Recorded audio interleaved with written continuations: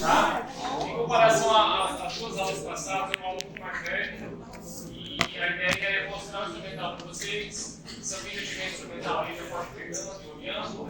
E vou falar um pouquinho da função, mostrar para vocês os dias, né, e a aplicação direta desses instrumentais. Tá bom? Hoje eu estamos P2, está na clínica, né? Lembrando o material de vocês, o kit de campo cirúrgico, mais a luta para cada aluno. Vocês vão fazer incrível lá. Deixa eu ver se já abriu.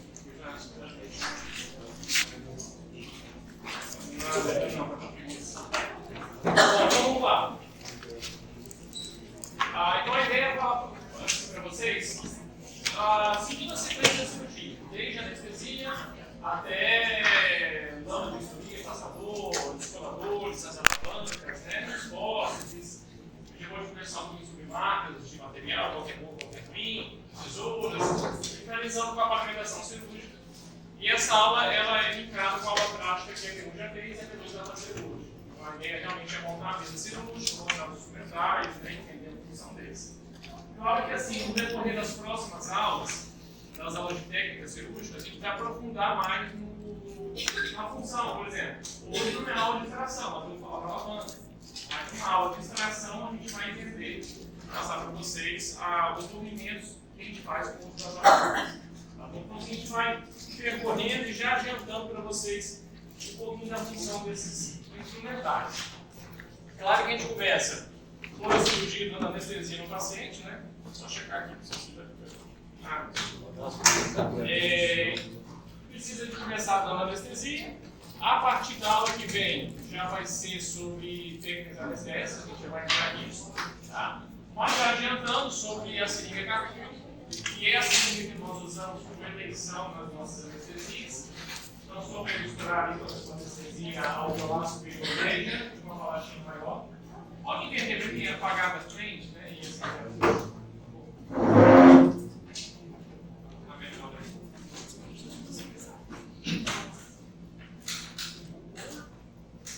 só de trás assim, aí pode explicar.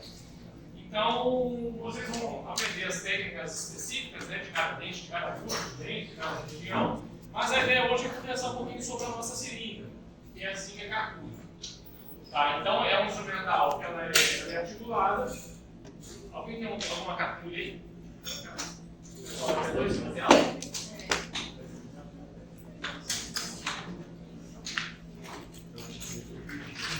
Aqui, professor. Aqui, então, pegar.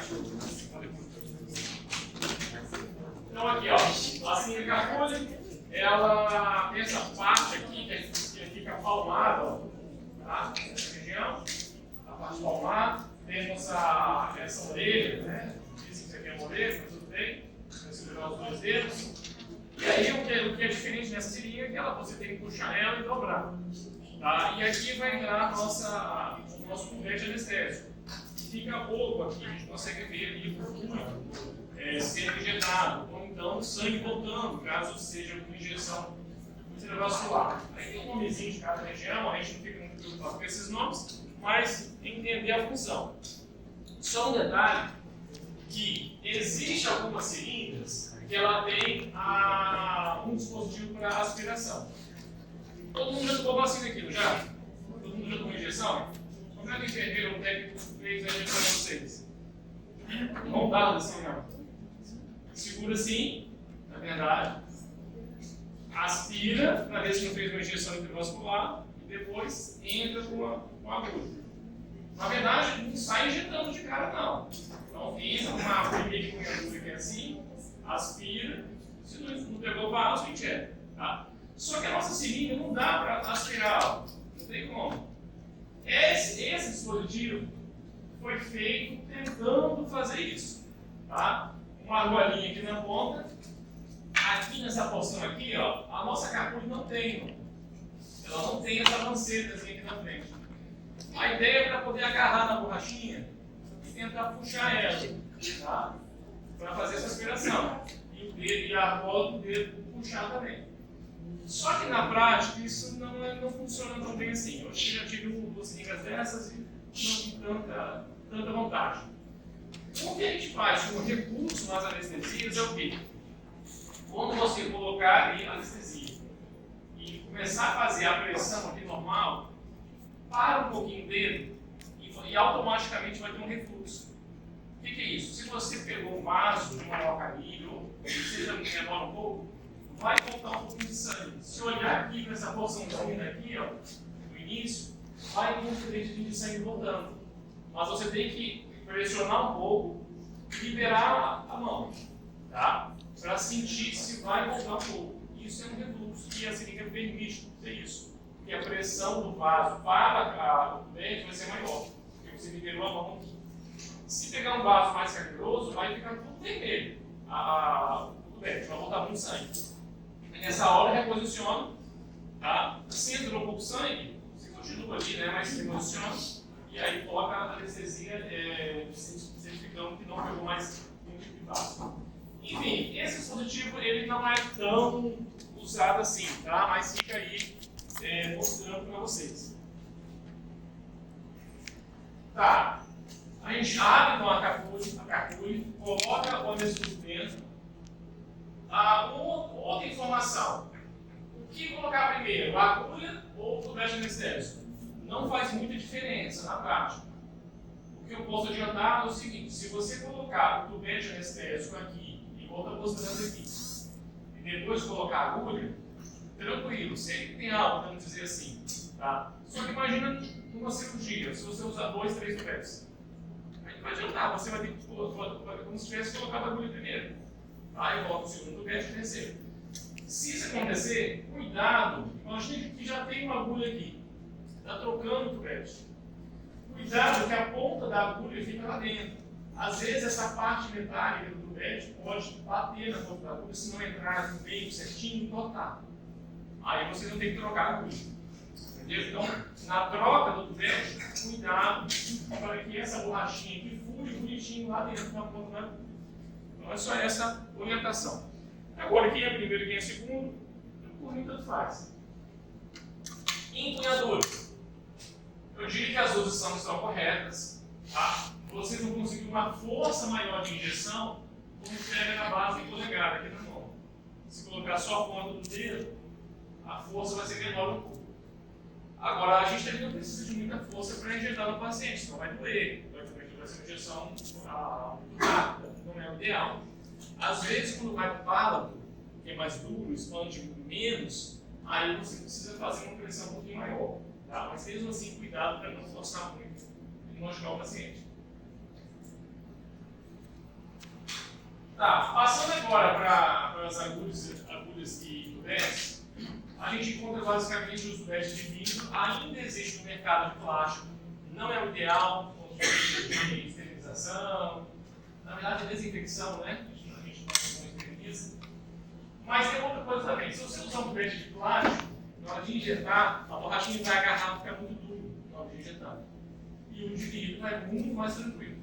Tá bom? E sem falar também que assim, a gente tem visto que os laboratórios com essa marca, por exemplo, tem a. O nome, gente? Me fale agora a memória do nome da marca. DFL. Tem esses de vidro, e tem outra que tem essa de plástico. Eu tenho uma impressão do efeito anestésico muito melhor. Tá? Claro que também, às vezes, é uma para 100 mil, a outra é uma para 200. Depende muito da droga que é, se é cocaína, se é cocaína. Mas se a gente pegar a mesma droga, você vai ver que o efeito acaba que é melhor. É igual você comprar medicamento genérico e nome, né? A gente sabe que às vezes o genérico, o padrão de qualidade não é o mesmo. Não deveria ser tudo igual. Né? Mas. Bom, a outra questão é sobre a agulha. A gente vai encontrar agulha longa, média, curta, extra curta. Eu posso adiantar para vocês que nas anestesias de maxila, a grande maioria é agulha média, tá? Ou curta. Se for mandíbula, a artéria mandibular vai ser a longa. Okay? Mas eu diria que basicamente a artéria mandibular e uma infraorbitária que vai ser longa. O resto, tudo uma agulha média e curta a gente consegue resolver. E odontopediatria, às vezes, usa algumas agulhas extra curtas. Anestesia em palato pode ser extra curta também. Tá? Mas, na verdade, na hora de comprar, uma agulha curta e uma longa já resolve. Outra informação. nós usamos a seringa Garpulho. Se vocês não tiverem seringa Garpulho, a gente pode fazer perfeitamente uma anestesia com a seringa normal, igual você faz em posto de saúde, não odontologia, mas qualquer intervenção médica, anestésica, local, vai ser com a seringa dura, descartável. Só nós dentistas que usamos a Garpulho, tá bom? Então, só para mostrar para vocês que isso é possível, geralmente para uma anestesia a gente pega uma seringa de 5 ml ou 10 ml, mas geralmente de 5 ml. E aí a gente vai aspirar o frasco, vai ter um frasco, né? Você vai quebrar esse frasquinho, a pontinha ali, você vai aspirar o conteúdo do frasco com uma agulha um pouquinho mais robusta, essa rosinha aqui, que é 2x40, e aí troca a agulha por uma pretinha, que é essa aqui, a 0,7x30, geralmente, tá? Para poder fazer a injeção. Só que tem um detalhe, as nossas agulhas, elas são, a gente consegue agulhas longas e finas, são específicas para a odontologia, a gente não quer ter dor, a gente quer um conforto para o paciente, então fazer com a Garpulho é 1000 vezes melhor. E sem falar que o tubete anestésico já vem no volume de 1,8 ml. Por que 1,8 ml? Porque já fizeram estudos e viram que essa quantidade de anestésico é uma quantidade padrão suficiente para fazer uma anestesia para o efeito de um tratamento odontológico, de uma restauração ou até de uma cirurgia. Tá? Então, um tubete seria sim um padrão para você executar uma técnica anestésica, tá? De bloqueio regional, por exemplo.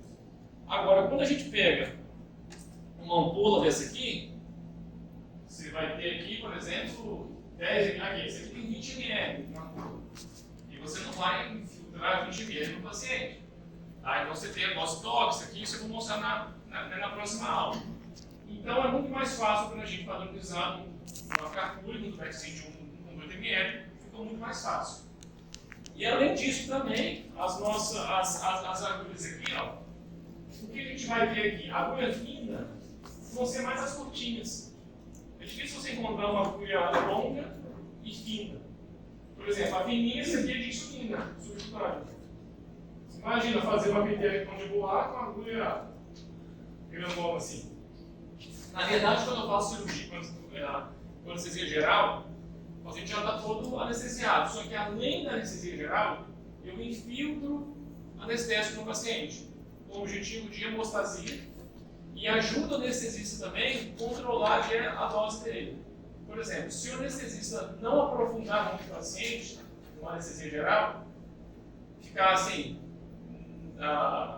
quase acordando, é a maneira de dizer assim, se eu fizer estímulo de dor nele, ele pode dar uma mexida ali na máquina. Então é bom, além do fato de ele estar com anestesia geral, eu infiltrar também. Isso ajuda o anestesista. Tá? E acaba que ele lá na hora da anestesia usa essas pretinhas aqui. Ó.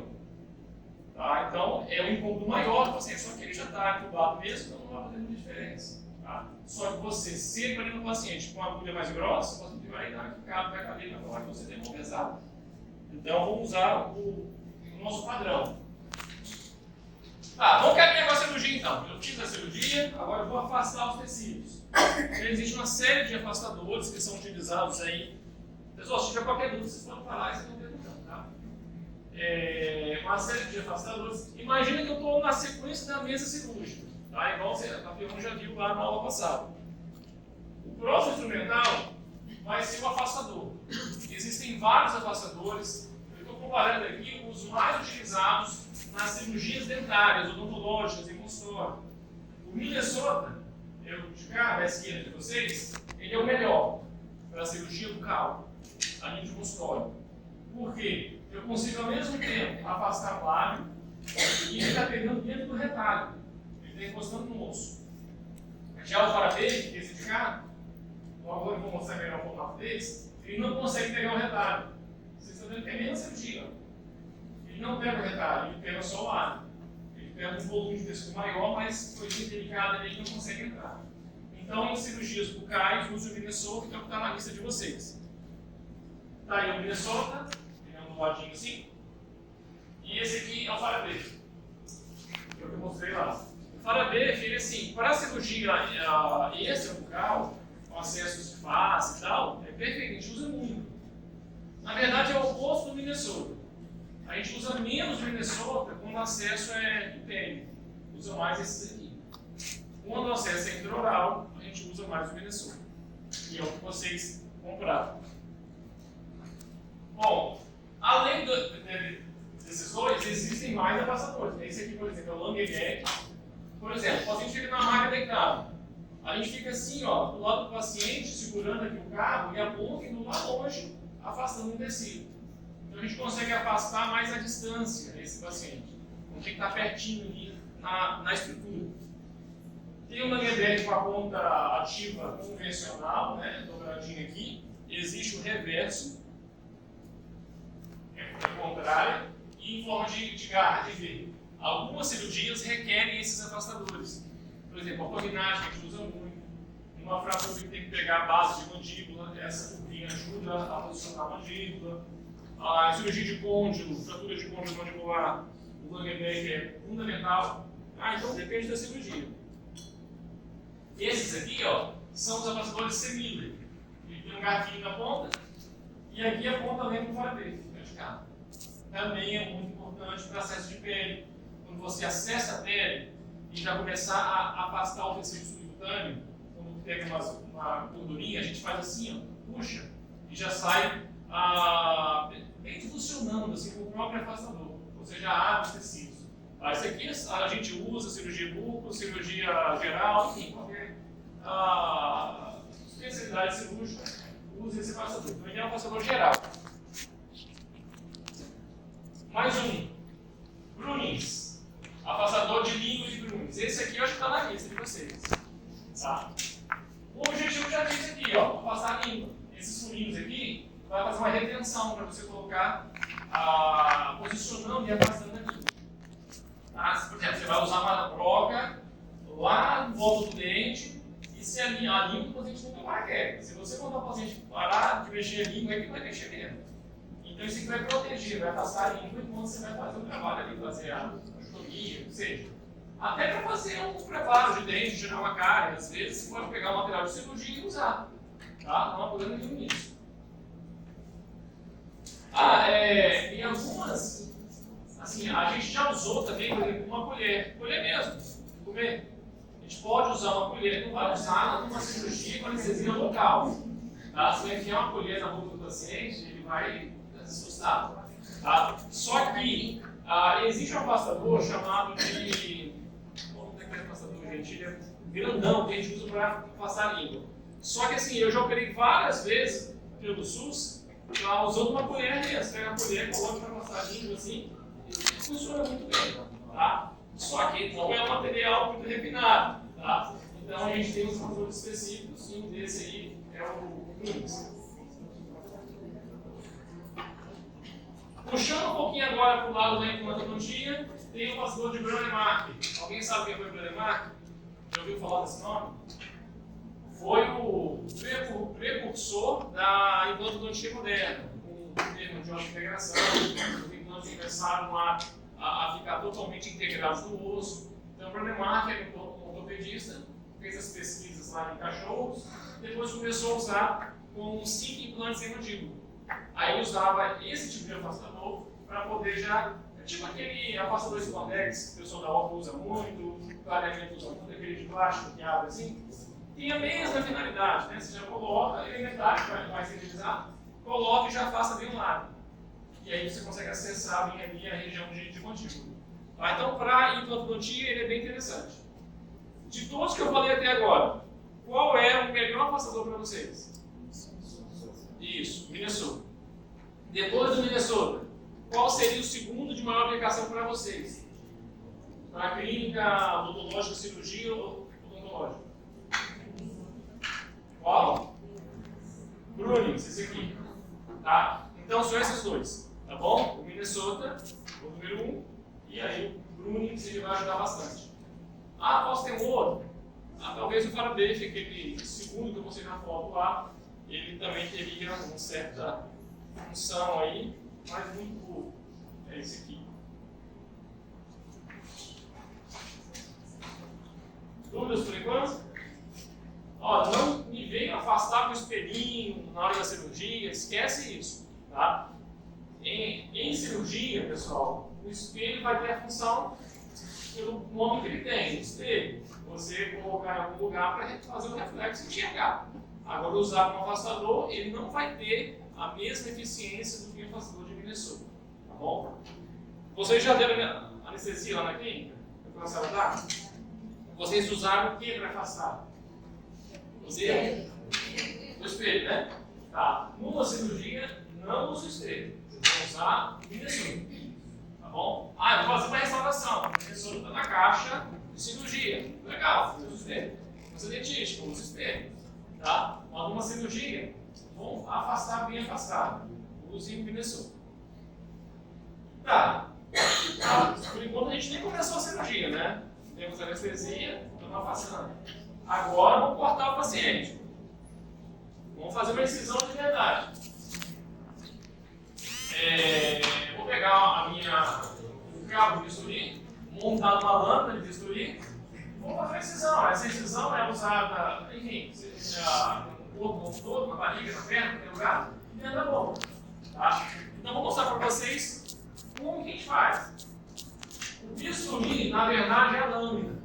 O cabo de bisturi é esse que vocês estão vendo aqui. Esse é um cabo de bisturi chamado de bar de Barker, é o padrão que a gente mais usa. Existem outros cabos mais fininhos, mais cilíndricos, mas o bar de Barker é o comum, a pega dele é muito boa. E tem o número 3 e o número 4. Nós usamos o número 3 com lâminas menores. São as cirurgias bucais, são mais fáceis, cirurgias mais delicadas.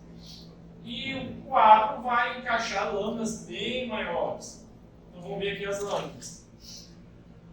Olha aqui, ó. Lâmina 10, 11, 12, 15 são acopladas no cabo número 3 e as de número 20, 21, 22, 23, 24 no número 4, no cabo número 4. Esse aqui parece um facão, nossa, né? Por exemplo, uma cirurgia que vai incisar aqui embaixo, é mais fácil você pegar uma lâmina maior. Tá? A gente não precisa. O único acesso maior que a gente faz tem umas maiores que a gente faz, por exemplo, cirurgia na boca, siso, qualquer acesso, a gente faz com o cabo 3, as lâminas 15. Tá? E tem também a 15C, que você usa também, ela é igual a 15, só que um pouco menorzinha. Extração dentária, a cirurgia de clínica, tudo nessa lâmina. Cirurgias maiores que a gente faz, com acesso extraoral, submandibular, às vezes aqui na região coronal, aí a gente usa uma lâmina maior, em alguns casos, né? Essa lâmina 24. Tá? Mas no dia a dia nosso, aí de clínica odontológica, até a gente em cirurgia fora, o dia a dia é a 15. A forma de colocar, na aula de incisões escuras em língua de boi, vocês vão treinar bem e colocar no tirar. Hoje até dá para colocar um pouquinho, se eu estava passando também, acho que fez alguma vez. Tá? Mas na aula específica de sutura, vocês vão ter esse treinamento melhor ali. E nunca colocar com a mão, tá? Com o auxílio de um porta-agulha ou de uma pinça hemostática, senão você não se cortar. Tá, incisei. Agora eu preciso, assim, depois de incisar uma gengiva, ou uma mucosa do lado, você tem que descolar aquele retalho. O que é descolamento? É separar o tecido bucoperiosteal do osso. Tem que separar as duas coisas e ver o osso ali comigo na frente. Vai ser os descoladores de periósteo. Tá? Na verdade, não é o periósteo sozinho, né? É a mucosa com o periósteo junto que você descola. E isso forma um retalho. A gente faz isso com os descoladores. Então aqui é um exemplo bem simples. Uma manobra simples de sincresimotomia.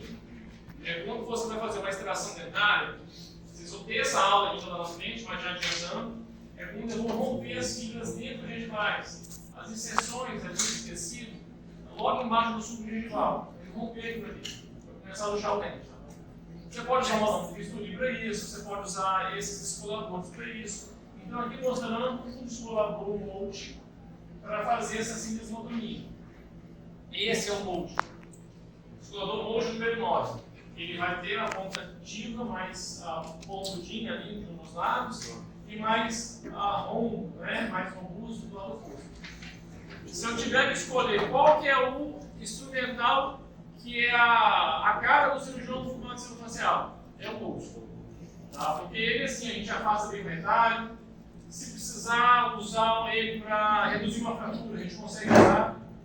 Consegue, ter uma pontinha de raiz, às vezes aquela pontinha de ele consegue chegar lá. Claro que a função dele é um descolador, tá? Mas ele é um instrumento assim, versátil, a gente consegue fazer algumas coisas com ele. Tá, além do molde, então assim, todos vocês têm que ter um molde, ok? O pessoal que é periodontista não gosta do molde, tá? Porque acha que a gente é muito bruto, vamos dizer assim. Tá? Só que ele é bruto na mão de quem é bruto, né? Então, se você tem uma mão calibrada para fazer a cirurgia boa, você consegue, enfim, usar ele com a sua finalidade.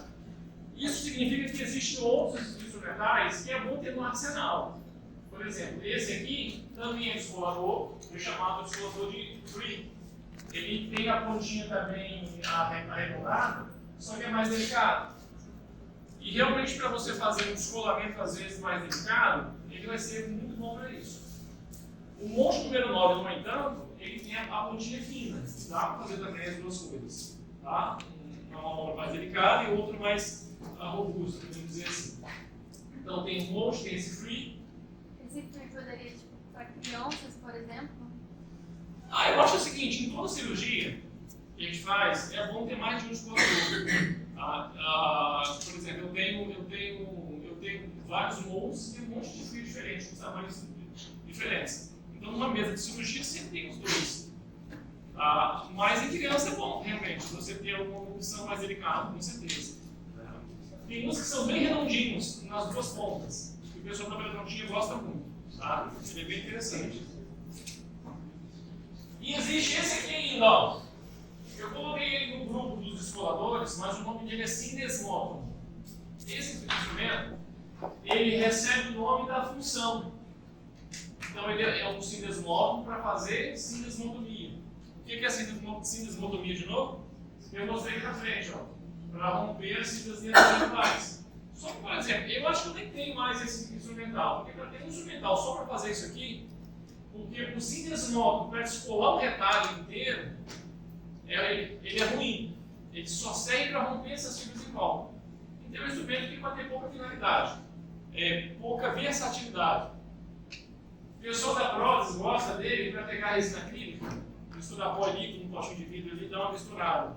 Às vezes usa espada e tal, mas para isso ele até é interessante. Mas enfim, ele está mais entre vocês? Acho que não, né? Mas enfim, esse é um instrumental que ele teria apenas a finalidade de sindesmotomia, mais nada. Bom, vamos imaginar que a gente extraiu o dente, depois eu vou falar sobre ela nas costas, só que lá embaixo tem uma lesão, tem alguma coisa, e vocês vão precisar curetar o dente. O dente já é removido, vocês têm que tirar um corpo estranho. Tá? Então a cureta, como já disse, serve para fazer curetagem. E já adiantando, a gente não deve, assim, de forma aleatória, sair curetando alvéolo. Porque aqui você pode lesar o nervo alveolar inferior. Então lá, às vezes, se acontecer um molar, está passando ali embaixo mesmo. Se for um molar superior, você pode, após uma extração, fazer uma comunicação funcional. Então o objetivo de uma curetagem é quando existe uma lesão, existe um tecido patológico, e com cautela a gente vai inspecionar e fazer uma curetagem ou enucleação, porque não tem mais apropriado uma lesão. Agora, se não tem lesão, não tem nada, a gente não tem que ser curetando alvéolo pós-cirúrgico.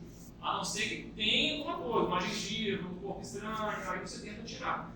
Então fica só essa ressalva, que esse instrumento chamado cureta, ele é para curetagem. No entanto, a curetagem ela deve ser revisada apenas em algumas situações bem indicadas. Então a cureta é a chamada cureta de Lucas, tem várias numerações, o tamanho dela é bem assim, apropriado para um alvéolo, não é tão grande, é menor um pouco que a pontativa de um descolador. E ela lembra uma curetinha de dentina, vocês têm cureta de dentina, né? Só que ela é bem maior. A cureta de dentina vai caber no preparo dentário, e essa aqui vai conseguir entrar no alvéolo para poder eliminar o corpo estranho. Numeração dela vai aqui, 5, 6, 7, varia pouca coisa de tamanho, qualquer centímetro desses aí já é o suficiente. Ok. Vamos imaginar agora que a gente precisa desgastar osso. Por exemplo, extrair um dente com a ponta de osso lá. Como é que eu vou tirar aquela ponta de osso? Ou então, dente incluso, ou fratura uma raiz. Eu tenho que desgastar o osso, fazer a osteotomia para poder chegar lá. Então, nós temos instrumentais manuais e rotatórios e vou mostrar para vocês. Aqui, ó, esse exemplo aqui. O paciente tinha um movimento de um osso mais exostose vestibular. E aí ele usa uma VPN, só que ele machucava ele. Então a proposta foi tirar aquela pontinha de osso para poder fazer a prótese. E aí, uma opção é usar as limas para osso. Tá? Geralmente, os instrumentos manuais, a gente consegue tirar pouco tecido ósseo. E quando é maxila, fica mais fácil, porque maxila o osso é mais poroso. É mais fácil você limar, você tirar manualmente. Tá? Então aqui a lima, ó, esse instrumento. Eu confesso que a gente usa pouco esse instrumento, mas precisa ter. Em toda cirurgia de extração, após a extração, você já pensa, precisa fazer alguma plastia no osso? Ficou alguma ponta? Tá? Então você tem que ter esse instrumental. E a pureta é a mesma coisa. Caiu com um corpo estranho lá dentro? Então assim, tirou o dente, vamos dar uma limpada no sítio cirúrgico. Ver se precisa coletar alguma coisa, ver se tem algum osso um pouquinho para fazer alguma plastia. Então essa é a ideia, tá bom? E aqui uma pinça goiva. Também tem a função de tirar osso. Tá? Ela leva um alicate de gotícula, seja alguma coisa assim. Ela tem a ponta arredondada e a ponta ativa cortante é em todo o contorno. Não é como o alicate que a ponta é de alicate quase não. Tá? Ela é cortante em todo o contorno da ponta ativa. Aí você vai piscando ali, né, o osso e isso já vai fazendo corte. Tá? Essa é a ideia. Tem essa aqui, por exemplo, ó, é biarticular, 3 articulações. Vocês vão pagar uns R$1.000 uma pinça dessa para mais. Essa aqui é mais barata. A pinça goiva apenas com articulação. O pessoal da prótese adora a pinça goiva para tirar provisório, às vezes, né? Realmente eu concordo que funciona bem. Mas a função dela não é para isso. A função dela é para a osteotomia, ortoplastia. Existe uma ponta ativa importante.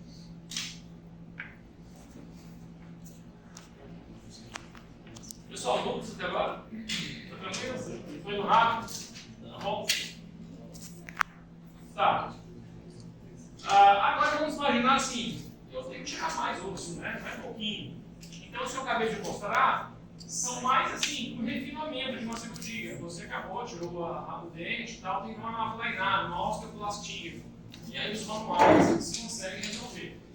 Agora, se o objetivo da cirurgia principal for remover o osso mesmo, de verdade, não vai adiantar manual, você tem que cuidar com o rotatório. Então vamos a alguns exemplos. Torus palatino. Alguém tem torus palatino aí? Ou mandibulares? Então, quem tem torus, muitas vezes, não é todo caso, existe indicação de cirurgia. Então aqui um exemplo. Torus palatino, o paciente usa uma PPR, e aí, usando uma peça reta, montada brocas esféricas, montada em peça reta para fazer a osteotomia. Tá? Bom, alta rotação também. Alta rotação, pessoal, vocês vão usar, eu diria assim, muito nas cirurgias de extração dentária. Tá? Quando tem uma fratura, quando tem que desgastar em volta, a gente usa mais uma alta rotação do que uma peça reta. Mas também dá para usar a peça reta para fazer uma osteotomia. Okay? Mas o geral, no dia a dia, é usar uma peça reta. Imagina que fraturou uma raiz, ou é um dente incluso que tem que desgastar osso. Vocês vão aprender isso depois em outro momento, na aula disso. Mas é a alta rotação montadas em brocas específicas que vocês vão fazer. Qual broca eu uso em alta rotação? Para a osteotomia, anotem as brocas. Ó. Inclusive as brocas que vocês vão ter que ter. Tá? Na aula de extração dentária, lá na prática, broca carboide, esférica, cirúrgica, alta rotação, número 4 e número 6. Quando chegar lá no cara lá da dental, você fala assim, eu quero uma broca carboide, alta rotação, cirúrgica. Tá? Para ser bem redundante, para não errar. Número 4 e número 6. Uma de cada já vai estar bom. Número 2 é muito pequena, número 8 é enorme, a 4 e 6 é um tamanho adequado para fazer essas osteotomias em volta de uma raiz, por exemplo, para você chegar aqui no dente para fazer a extração. Anotaram aí? Porque se chegar lá, o cara vai dar na broca esférica cirúrgica. Ele vai jogar uma broca, às vezes, de baixa rotação. Eu quero assim, de alta rotação, carvagem, cirúrgica, tá? Aí você fala o número 4 e o número 6. Essa broca aqui também é de alta rotação, ela é broca zigria. Existe ela longa e curta. A função dela principal é fazer o dom de secção, separar raízes, cortar a coroa do denticuloso, cortar o fragmento mesial, distal. Tá? Então ela é apropriada para o dom de secção. Agora, dá para usar ela, e eu confesso que eu uso muito essa broca em osteotomia. Quando eu faço isso? Imagina eu fazer uma extração dentária ali. Quebrou a raiz. Ficou uma fonte de raiz lá dentro do osso. Eu pego a zigria e vou para a pontinha dela e desgasto em volta. Eu acho mais fácil do que pegar uma esférica. Porque essa aqui ela é mais longa. Só que a broca é muito perigosa, ela corta muito. Se a gente mexer a língua e bater nela, vai lacerar, vai sangrar pra caramba aqui. Tá? Então tem que ter muito cuidado, usar os afastadores corretos, né, para poder não ter nenhum tipo de acidente. Mas a função principal dessa broca zigria é o dom de secção. E dessas de cá, osteotomia. Tá? Pessoal, qual é a diferença de dom de secção e osteotomia? Bom, já diz, né? O que é osteotomia? Me ajuda aí. Desgaste de osso. O nome já fala, né? O que é a dom de secção? No dente. Eu já aprendi isso na prova várias vezes, o aluno responde um negócio que não tem nada a ver. Tá? Isso não era nem tempo de prova. Eu não vou perguntar o que é a osteotomia e o que é a dom de secção. Lógico.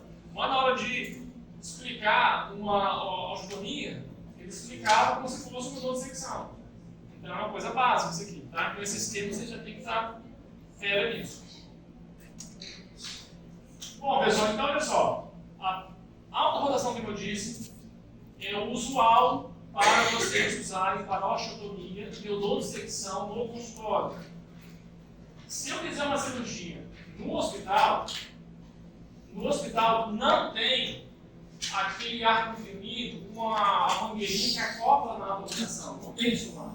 Embora tenha uma bala de hidrogênio, aquelezinho grandão, dá para fazer umas engenhocas lá, chamar um técnico e dar um jeito. Só que a gente geralmente não faz isso. A gente usa a peça reta, acoplada no motor cirúrgico elétrico, para usar para fazer osteotomias. Então, geralmente, o padrão de instrumental no hospital é o uso de peça reta para fazer osteotomias e dom de secção. E, às vezes, dá mais trabalho com alta rotação. Porque a rotação já diz, né? A alta rotação vai botar mais fácil. Bom, essa é a peça reta padrão do kit acadêmico de vocês. Só que existem algumas peças retas, que são até ligeiramente angulares, algumas, que são cirúrgicas. Que são boas para poder fazer cirurgia, mas são bem mais caras. A gente, no dia a dia, a gente pega a peça reta normal e leva para o hospital e usa lá para fazer a cirurgia. Tá, qual broca eu uso nas peças retas? Quais brocas cirúrgicas? Eu também tenho broca esférica, para fazer a osteotomia, e as troncocônicas. Esférica número 8 e número 10. Então é só falar, eu quero broca esférica para a peça reta, número 8 e número 10. E as troncocônicas, essa ponta assim, são boas para fazer o dom de secção. Aqui é 701, 702 e 703. A 702 seria melhor, tá? Tem um tamanho intermediário aí. Só um detalhezinho também, ó. Nessas de peça reta, aliás, nessas de alta rotação, existe uma broca troncocônica 702 de alta rotação. Também é boa para fazer o dom de secção. Aliás, ela é boa para a osteotomia e, em alguns casos, para o dom de secção também. Mas eu, particularmente, prefiro esse conjunto de brocas aqui, a esférica com a zigria.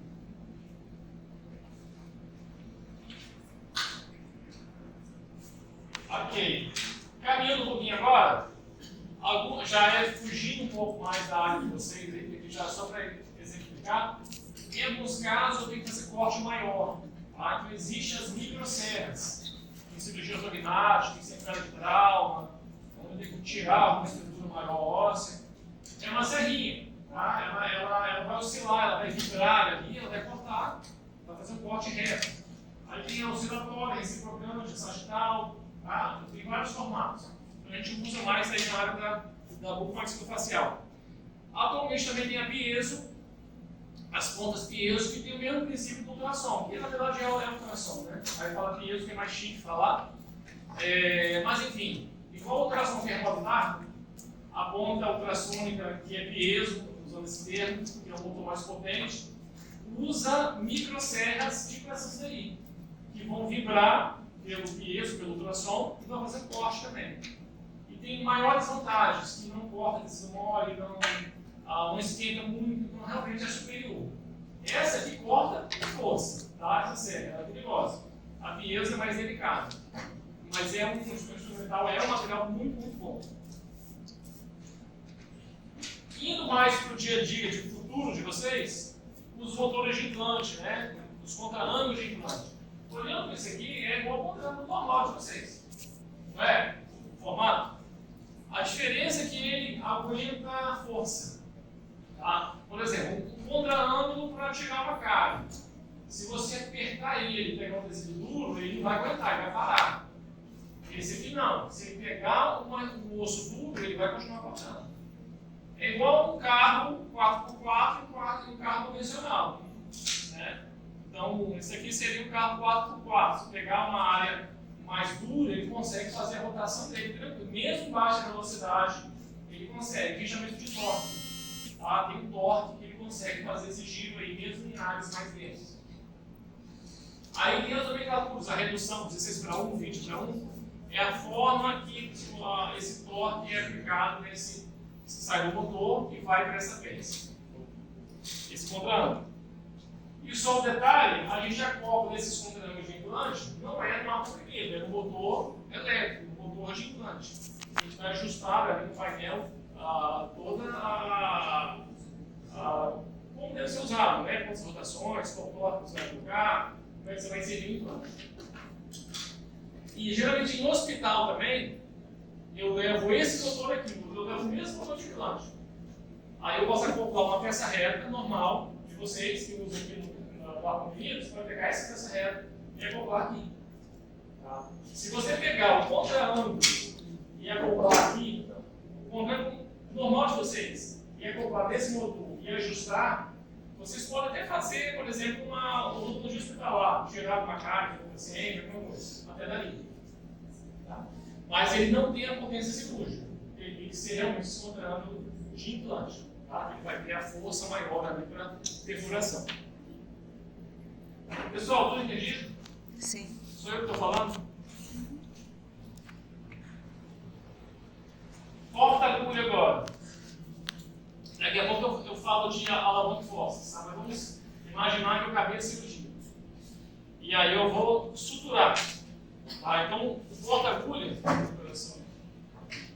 porta-agulha tem a função de sutura. De novo, vocês vão ter aula de sutura, vou falar sobre fio de sutura, tamanhos, tipos, tudo isso. Tá? Mas já dando uma prévia, suturando aqui, por exemplo, esse é o porta-agulha de malho, que é o indicado para vocês. Existe um outro porta-agulha chamado de castro-viejo, ou castro-viejo, usado no periodontia, que a pega é mais delicada. Essa sua, aqui. Você pega mais assim, palmar com os dedos. O outro não, você tem que encaixar a mão ali na argolinha. Aí um detalhe, comprem com vidia.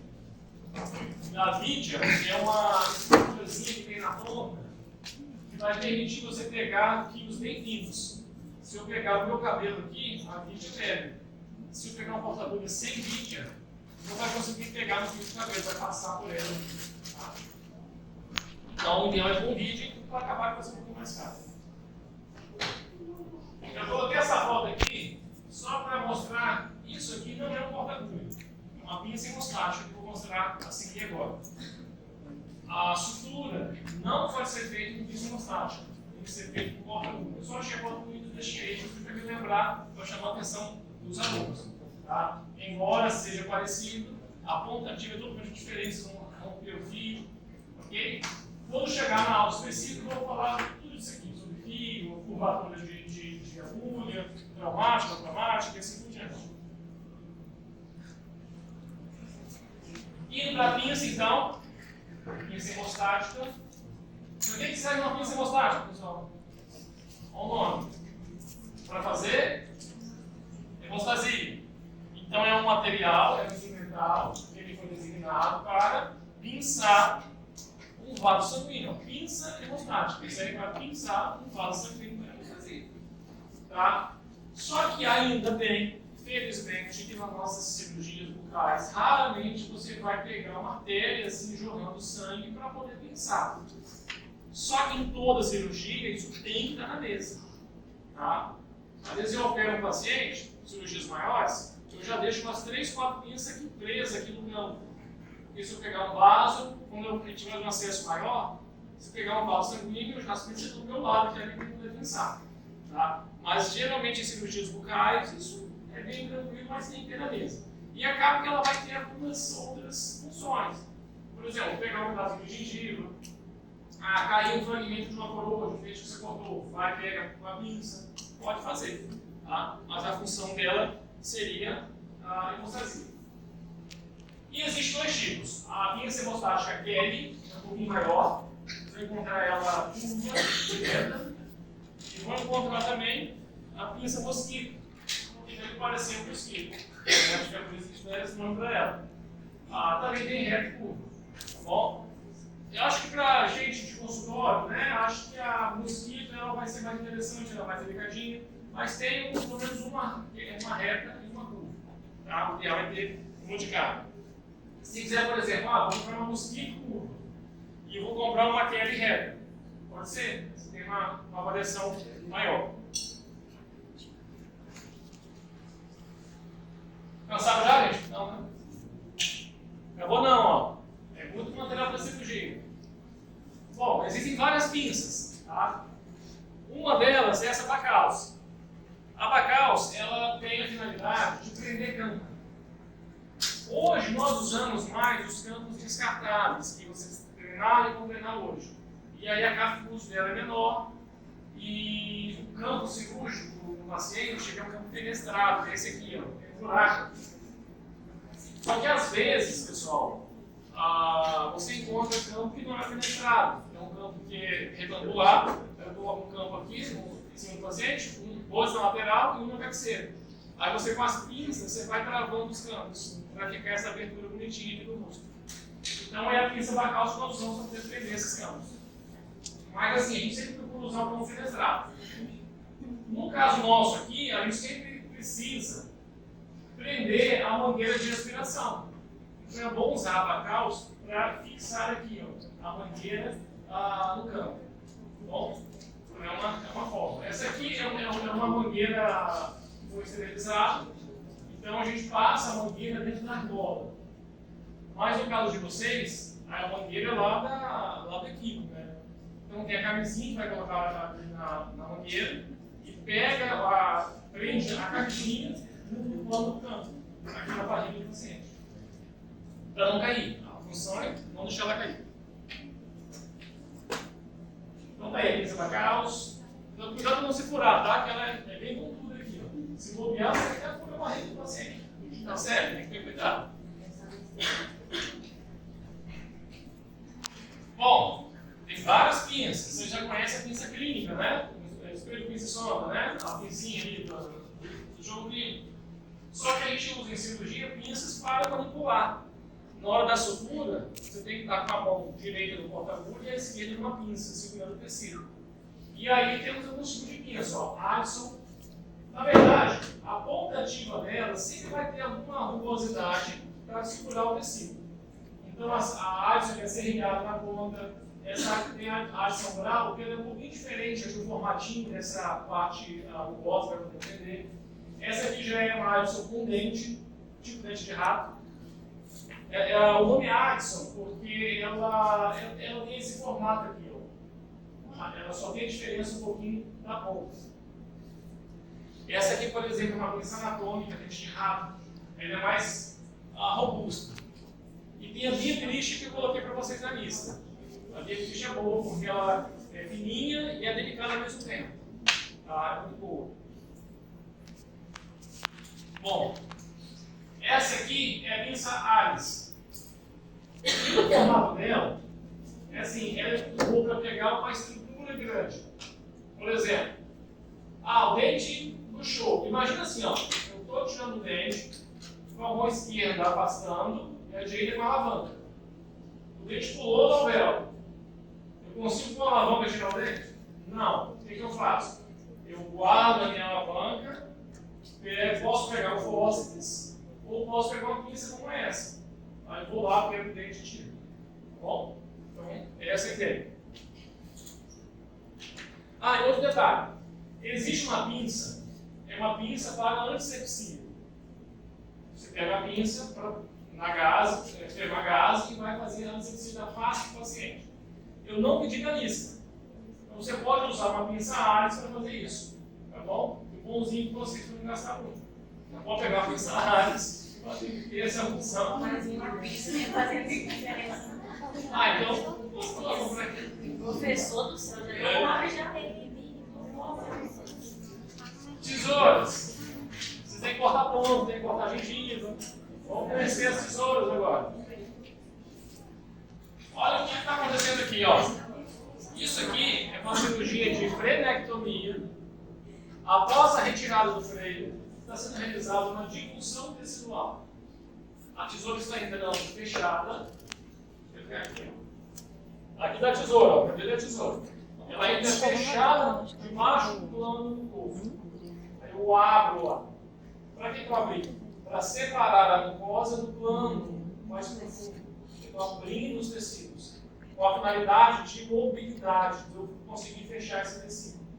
Eu não posso fechar se eu não vou pegar um vaso que está lá para dentro e vai sangrar para ela. Então entra fechado e abre lá dentro e vem com ela aberta. Tá? Isso é difusão tecidual.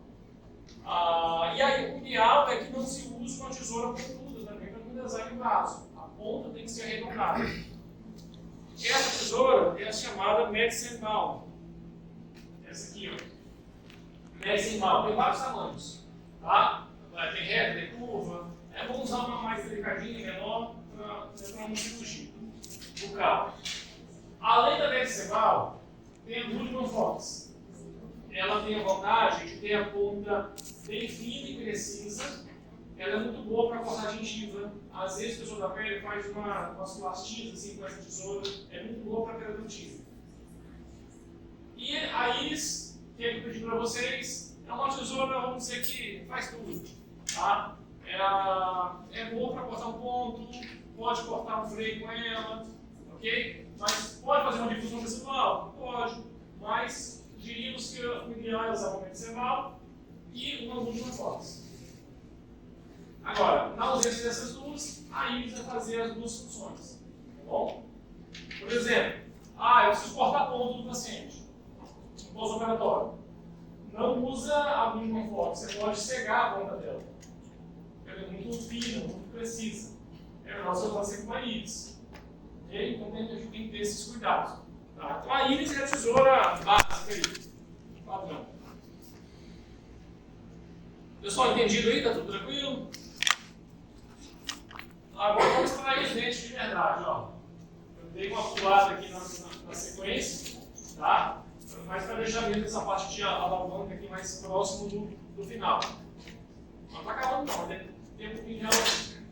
Bom, alavanca então. A ideia é extrair dente, né? Existe a técnica com alavanca, tem técnica com fósseis, depois eu vou mostrar para vocês. Aqui, por exemplo, uma alavanca reta sendo utilizada. Aqui já é uma alavanca Seldi, em formato de bandeirinha.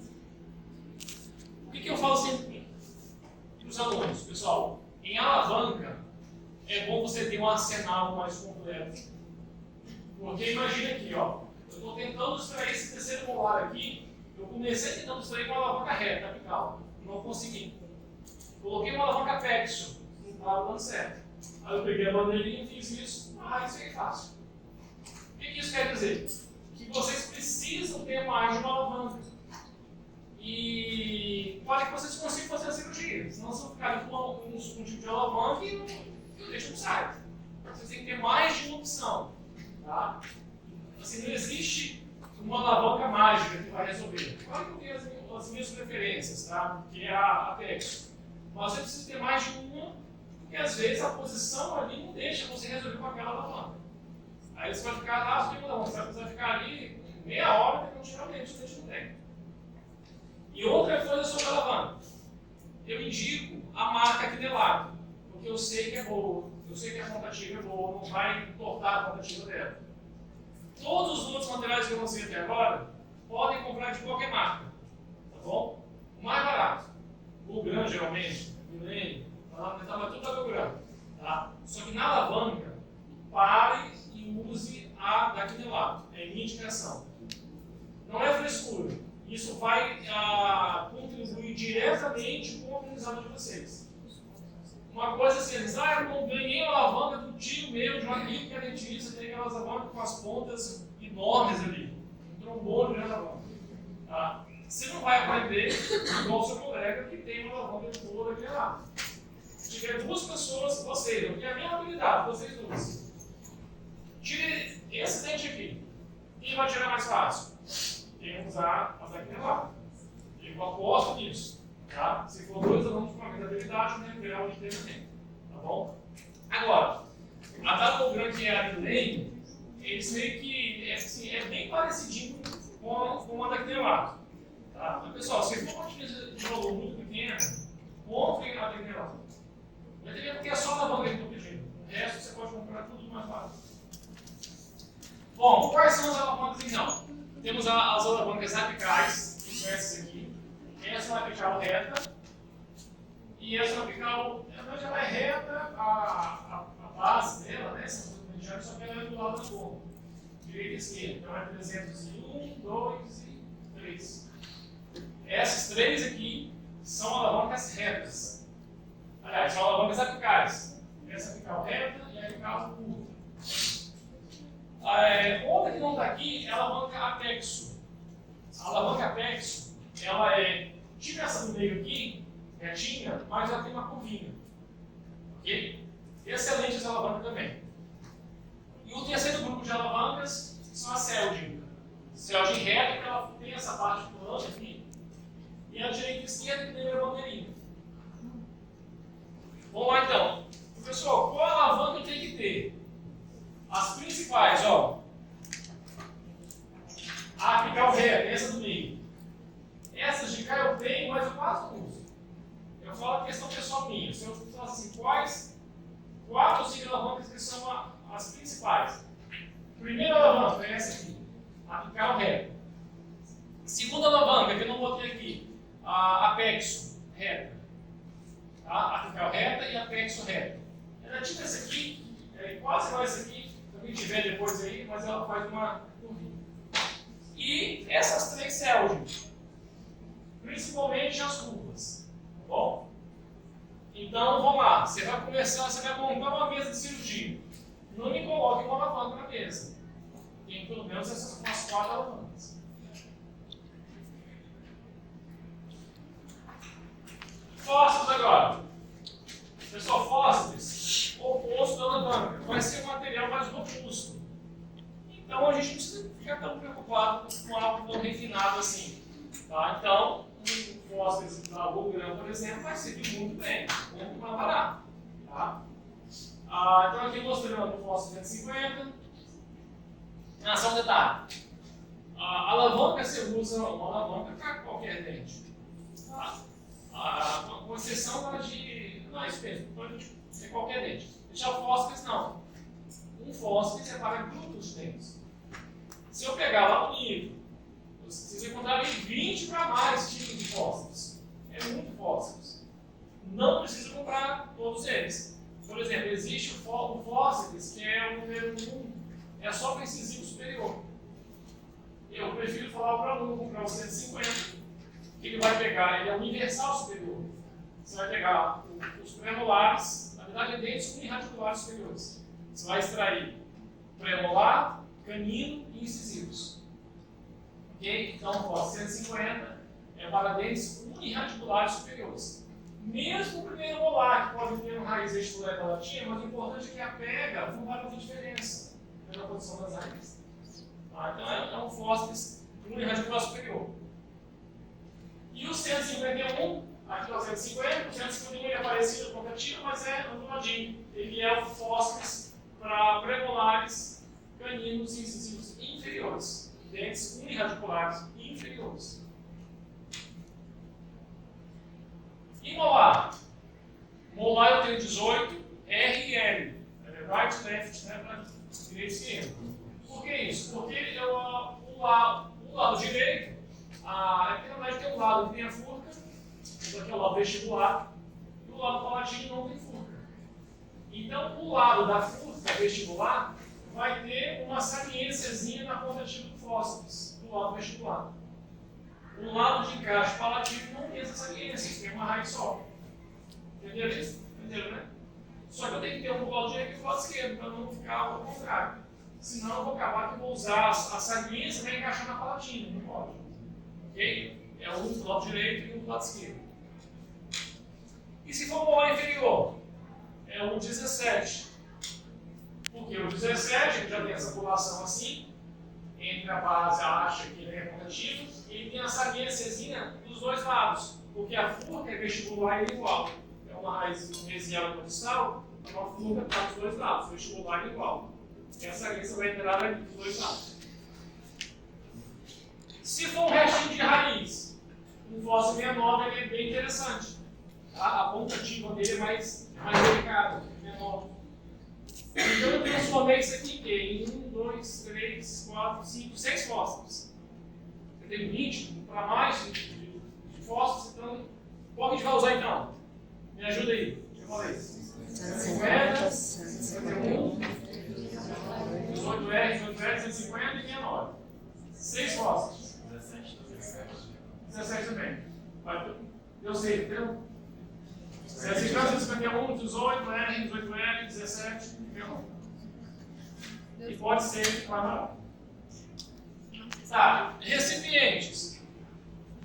Eu tenho que ter, pessoal, na minha mesa de cirurgia, umas cubas metálicas. Aqui funciona uma cuba metálica com enxerto ósseo. Mas eu tenho que ter cubas metálicas. Para vocês, vamos usar no consultório essa cuba inox normal, uma cubeta inox, pequenininha assim. Em cada cirurgia tem que ter 2 cubas. A gente pediu uma cuba para vocês aqui, tá? Mas quando tiver lá no próximo período, na clínica, numa cirurgia, 2 cubas. Por quê? Uma vai colocar soro fisiológico e a outra vai colocar a substância de antissepsia. Ok? Vou fazer uma cirurgia de enxerto. Até pode usar uma das cubas para colocar o enxerto. Pode pegar um pote d'água, sabe o que é pote d'água, né? E esterilizar e botar o enxerto ali, tem opção também. Aqui em cirurgias maiores, né, no hospital, a gente usa essa cuba RIM, porque você consegue botar um volume de material maior. Tá. Alguma dúvida, pessoal?